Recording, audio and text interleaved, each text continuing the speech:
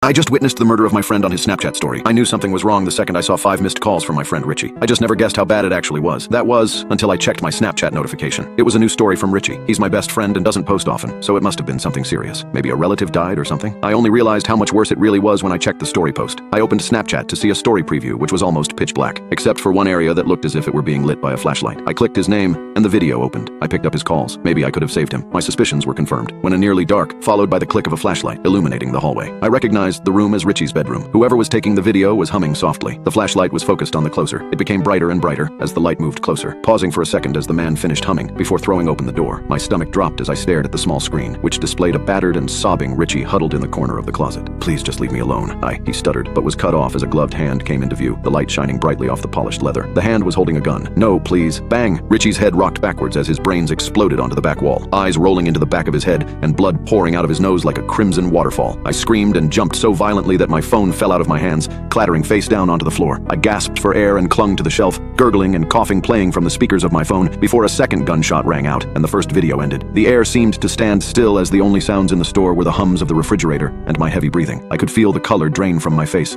my fingers turning ice cold. I collapsed to the floor. I heard a woman gasp and begin dialing someone. It had to be some sort of sick joke, right? I glanced over at my phone, willing myself to pick it up. The screen timer had expired, and I was faced with a black mirror, staring at the stranger in the reflection. Snapchat immediately opened back up, proudly displaying another entry to Richie's final story posted 30 seconds ago. This one was a picture, a close-up of Richie's face. All the life had drained out of his eyes, and the wall and carpet surrounding his head was nothing but red. Positioned just above the bullet hole was a text box. "First person to view this story is next." Bone slid out of my hand and rested on my leg. I could see the flashing red and blue in the reflective glass of the fridge. The woman pointed over to where I was, and 2 uniformed men walked over. "Sir, what's wrong?" one of them asked, kneeling beside me. I tried to speak, but my mouth was too dry. I slowly turned to face him, staring deep into his eyes before muttering, 2243 Glen Cove Drive, and pointing at Richie's story. The cops glanced at each other as one stood and took my phone. He watched the story before calling it in on his radio. The rest of the night is a blur. I remember my girlfriend Jessica arrived at the station a few minutes after I got there. She was crying and holding on to me, but I just wasn't present. The cops held onto my phone for evidence, recording the story into their own files. Before returning it to me, we got into the car and drove home, in complete silence.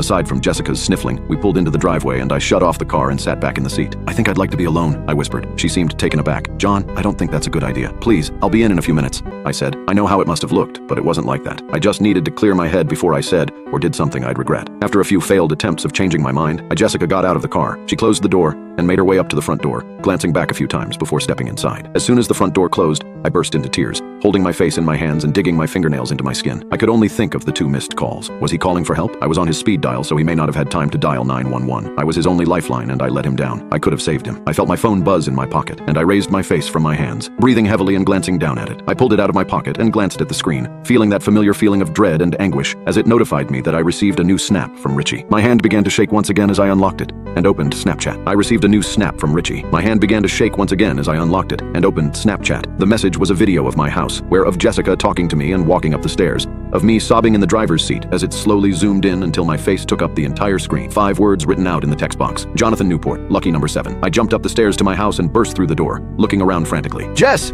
Where are you?" I yelled, glancing in various rooms. "We need to call the cops!" I ran into the kitchen where Jessica was sitting at the table, phone laying on the surface with Snapchat open. She looked at me, face as white as a sheet. "John, what's going on?"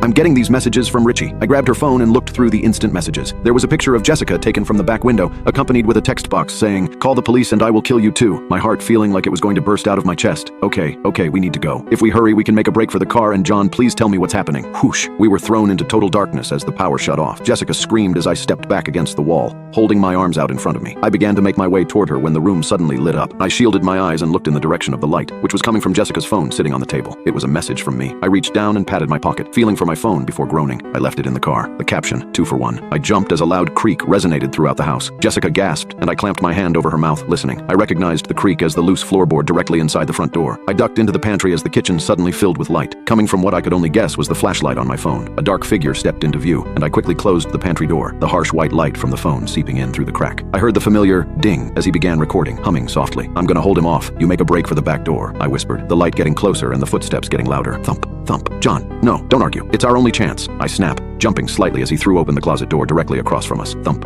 thump, thump. The light was shining through the crack so brightly now that I could make out Jessica's face, tears gleaming from her cheeks. I didn't know if I was going to make it out of this, but I had to make sure she did. Nothing else mattered. Thump, thump, thump. The footsteps paused in front of the pantry, the shadow of the figure seeping into the room. Ding. I started breathing heavily, standing and facing the door. The humming was barely muffled by the door, but it was clear that he was right outside. Finishing the high notes, I watched the doorknob slowly turn, Jessica gasping behind me. Adrenaline pumped through my veins as the door began to open and I threw myself against it, smashing the solid wood into the man's face. Whoa! He cried out and stumbled backwards. Jessica! I yelled and sprinted at the man, who began to raise his gun. I planted my shoulder into his chest and tackled him back into the counter. I groaned as his fist slammed into my head repeatedly, a way of seeing when the blows were coming, and I begun to lose my grip on the gun that he dropped. The blows kept coming and coming, filling my mouth with blood. I threw myself, elbow back, and caught him in the nose. Crack! He groaned as his nose snapped and as lost his grip on the gun, falling back. I grabbed the gun and turned to where he was, or to where I thought he was. Bang! The instant light from the muzzle flash revealed that he was right next to me wearing a balaclava stained with red. I turned once again and fired a shot, the window above his head shattering and glass pieces falling to the floor. He planted his foot into my stomach and pushed me backwards. I yelled as the gun slipped out of my hand and skidded across the floor into darkness. Die! A deep voice growled, picking up the phone and shining the light at me, blinding me momentarily. As soon as the video began recording, he was on me, pressing his free hand into my throat while shining the blinding light in my face. I gasped as his hand cut off my windpipe, clawing at his arms. As I choked for air, the light moved closer to my face, but to me, it was beginning to fade. I coughed as my final breaths began to leave me, arms swinging wildly. I winced as something cut my knuckles that I recognized as a piece of broken glass. My fingers grasped it and held it tightly, cutting my palm. I grunted as I put all my reaming strength into kicking upwards, catching the psychopath in the groin. He groaned and momentarily let go of my throat and the phone. I stood as quickly as I could and hobbled towards the back door, leaving the gurgling man behind me. I stumbled out the back door and collapsed on the grass, gasping for air. I could hear police sirens in the distance. My face rested on the cool grass,